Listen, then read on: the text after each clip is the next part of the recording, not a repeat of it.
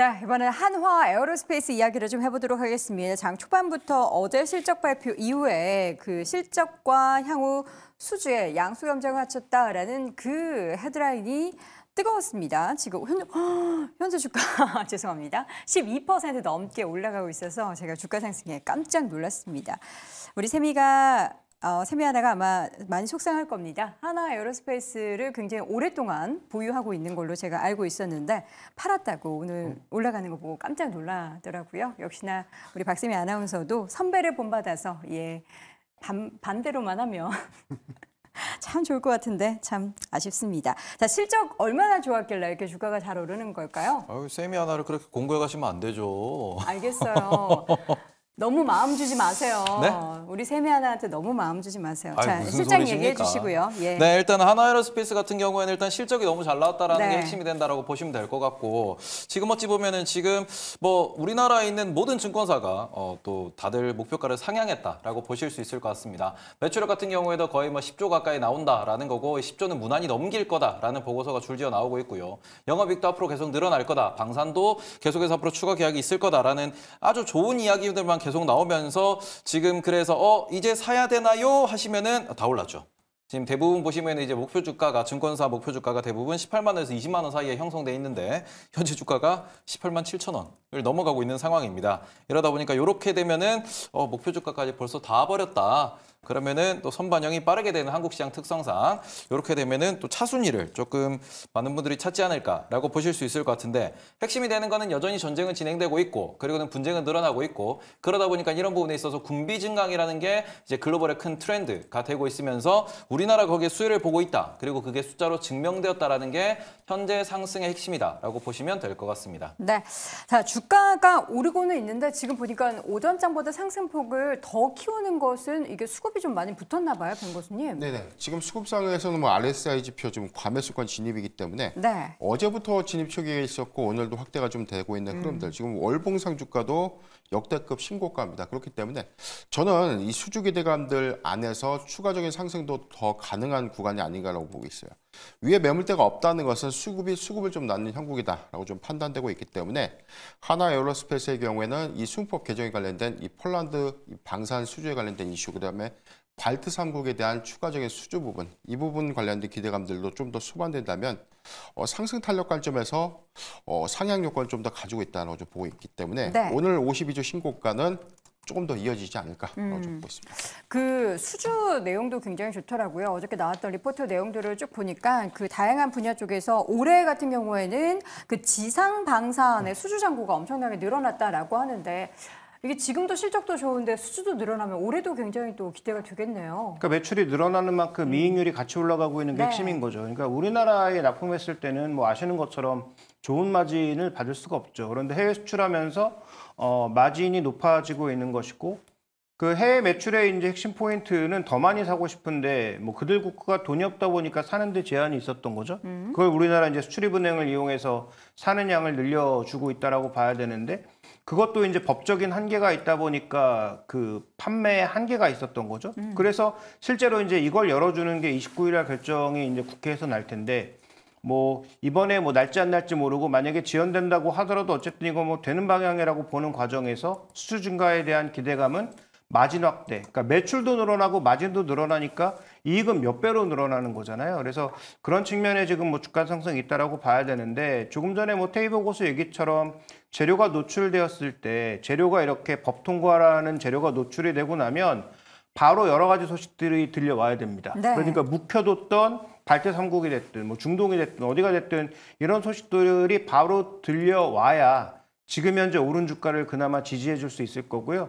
그런 소식들이 들려오지 않거나 예상보다 금액이 적을 때는 당연히 변동성이 커질 수 있겠죠. 그러니까 지금 모멘텀이 눈앞에 노출이 다가와 있는데 지금에 와서 베팅하는 것은 조금 너무 늦은 전략이 될 수 있으니까 뭐 굉장히 이제 사고 싶었는데 너무 올라가서 못 사셨던 분들은 여전히 뭐 배가 아플 수밖에 없지만 네. 지금에 와서 추격 매수하기에는 조금 어렵지 않느냐. 그쵸. 그래서 오히려 제로 노출 이후에 어떤 모습이 나타나는지, 정말로 수주 소식들은 착착 들려오는지, 또 이번에 수은법 통과를 하더라도 추가적으로 받을 수 있는 물량 한계가 또 있기 때문에 네. 그 부분도 분명히 고려하셔서 접근하시는 게 좋을 것 같습니다. 자, 오늘 50일주 신고가 경신하면서 현재 주가 18만 5,700원 기록되면서 12% 가까운 상승 보이고 있습니다. 고점에 대한 부담감은 있는 거죠? 일단은 뭐 우리가 하나에어로스페이스 같은 경우에는 고점에 대한 부담감이 있다라고 말씀을 드릴 수 있을 것 같은데 그러면 하나에어로스페이스만 좋을 거냐 그러면 그게 아닌 게 앞서도 말씀해 주셨듯이 캐파도 중요하다라고 얘기를 해주셨는데 네. 지금 우리나라의 방산 기업들 같은 경우에는 서로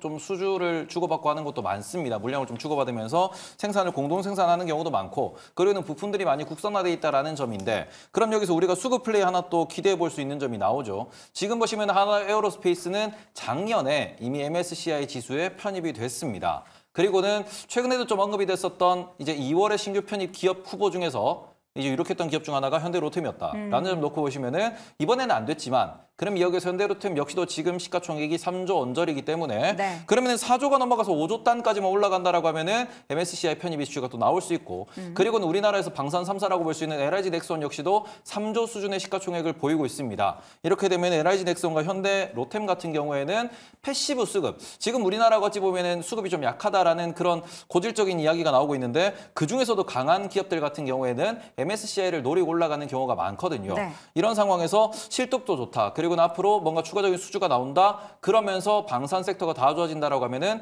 로템과 LIG 넥스원 같은 경우에는 우리가 수급 플레이도 한번 기대를 해볼 수 있지 않을까. 이렇게 말씀을 드릴 수 있을 것 같습니다. 네, 한화에어로스페이스 말고 방산주는 더 있습니다. 그런 종목들을 공략해보자라는 의견인데 동의하십니까? 네, 저는 뭐 지지난달 정도부터 원래 뭐 작년부터는 하나에어로스페이스가 뭐 가장 좋은 종목이라고 봤지만 뭐 지지난달부터는 LIG 넥스원을 주목하고 있기 때문에 LIG 넥스원의 뭐 천무도 좋은 시스템이고 그다음에 중동 쪽에서 뭐 추가적인 수주가 나타날 수밖에 없다라고 보고 있고 뭐 공대지 미사일에 대한 어떤 그런 부분들, 지대공 미사일에 대한 부분들도 계속 확대되는 측면에 있다라는 추이에서 추가 아마 수주가 중동 쪽에서 나타날 가능성이 굉장히 높다라는 거죠. 뭐 그런 측면에서 보면 네. UAE에서 사우디 그 주변 지역, 뭐 쿠웨이트 이런 지역 쪽으로도 넓어질 수 있다라는 측면에서 저는 LIG 넥스원 좀 좋게 보고 있습니다. 네, 방산주 네. 말씀을 쭉 나눠봤습니다. 네. 우리 김장렬 교수님께서는 방산주에 대한 투자 지금 시점에서 어떻게 생각하십니까? 아까 하나에어로스페이스는 저도 좋아했는데 네. 뭐 제가 주 종목이 안에서 얘기할 게 없었습니다만 주가가 목표 주가로 갔네요. 근데 오늘 리포트가 좀 더 올라와서 목표 주가는 조금 더 스트레치 했을 겁니다. 네. 근데 이제 단기적으로야 오늘 사는 건 쉽지가 않은 경우고요. 계속 와치를 하면서 눌림목에서 들어가는 방법도 왜 꺾일 것 같지는 않거든요, 금반적으로. 그리고 우리 장이 자체가 아까 뭐 주도주가 있다 없다 뭐 이러는데 기본적으로는 한국장은 디펜스 하려고 한국장을 사는 건 아니거든요.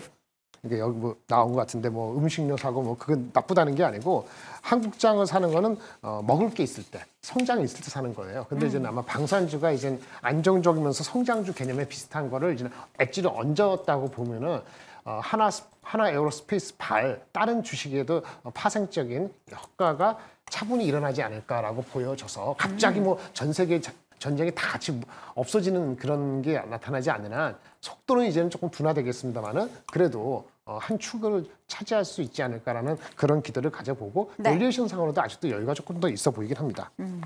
알겠습니다. 자, 방산주 어제 이어서 오늘도 각각의 종목들마다 계속해서 모멘텀이 있으면서 시장에서 뜨거운 또 감자가 되고 있습니다. 오늘도 급등하고 있는 한화 에어로스페이스뿐만 아니라 다양한 방산주에 대한 의견 들어봤고요. 한 주평 정리해 보시죠.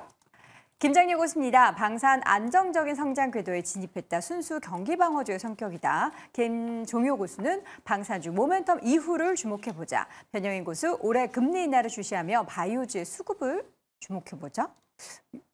방산주, 예, 방산이겠죠. 자, 테이버 고수는 눌릴 땐 매수, 오르면 차트 확인 후 매도라고 의견을 남겼습니다.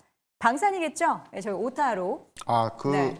제가 질문을 좀 잘못 이해했는데 방산주 다음에 공략하는 섹터 이렇게 좀 이해했거든요. 방산주는 전 조정시 매수 관점 보고 있습니다. 방산주 다음은 바이오다. 지금 오늘 보면은 셀트리온 그룹주가 또 올라가고 그렇죠. 있거든요. 네. 거기에 대해서 짤막하게 좀 의견을 주신다면요? 지금 일단 뭐 저금리 기조, 지금 금리 인하에 대한 이 기조가 좀 쇠퇴가 된 우려감들 이 부분이 오히려 저 PBR 대한 수급 이전 이후에 바이오주 섹터로 수급이 좀 더 몰리는 형국인데 오히려 지금 이 하반기 올해 지금 3월 이후에는 이 상반기부터 해서 바이오 섹터 안에서 개별 모멘텀들을 좀 더 주목해 보면 좋지 않을까. 그래서 뭐 글로벌 학회라든가 임상 모멘텀, 관련된 기술 이전에 관련된 모멘텀 또는 FDA 시판 허가 등에 관련된 이슈가 개별 종목 안에서 이 바이오주의 전반적인 수급을 이끌지 않을까라고 좀 보고 있습니다. 네, 알겠습니다. 자, 이렇게 해서 오늘 쟁탑5 2위 주제 확인해 봤고요. 마지막 1위 주제 공개합니다.